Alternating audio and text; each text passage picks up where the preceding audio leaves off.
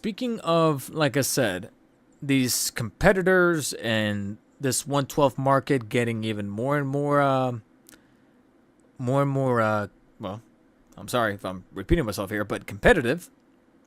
And with how things are going with the increase in quality and how competitive they're going to have to stay, considering that, like I said, people are going to get much more pick and choosy with their products.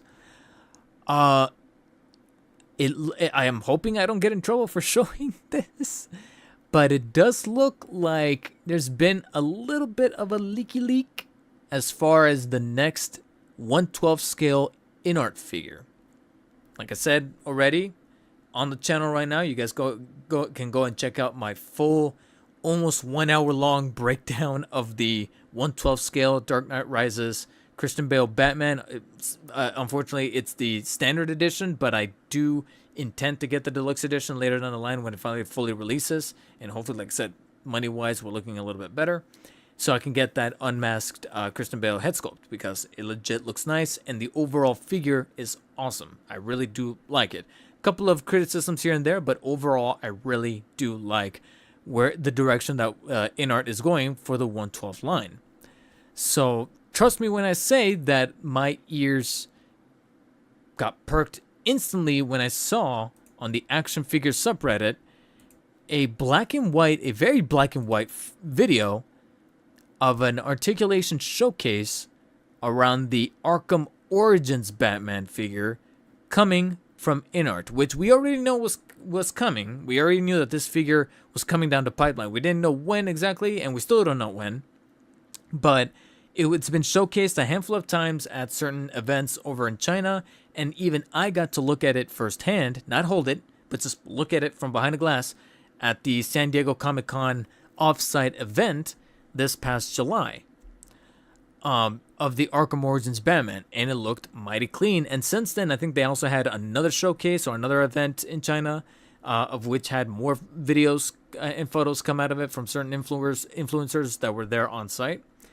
But now, 3 days ago, we had this video pop up on both the InArt 112 figures subreddit and the action figure subreddit of the articulation breakdown for the Arkham Origins Batman, which is so far one of the more sought after and paid attention to figures, if that's even a phrase, by so many people of the 112 scale community, because right now it's kind of tough to get a really well done proper 112 scale or 6-inch scale, however you want to phrase it, Arkham Origins Batman, because McFarlane has yet to make one yet.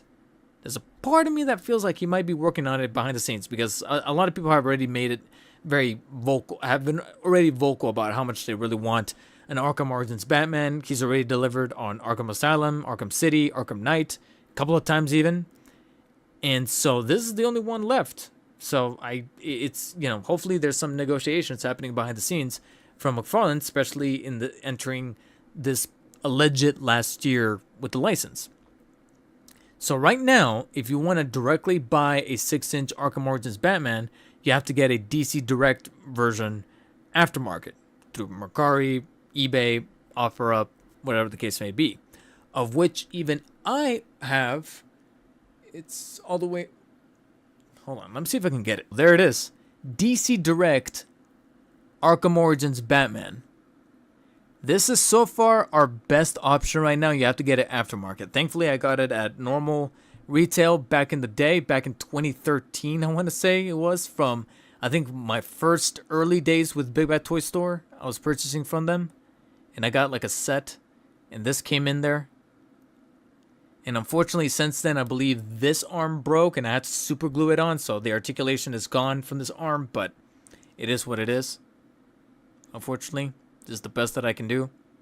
So to have a company like InArt do something much better detailed, painted, because those painted prototypes that we saw, like I said, at the San Diego event, and some of the stuff that's been shown at certain events over in China, looked pretty cool, but we didn't really get a sense of what the articulation was going to be, of how it moved, how it positioned, etc.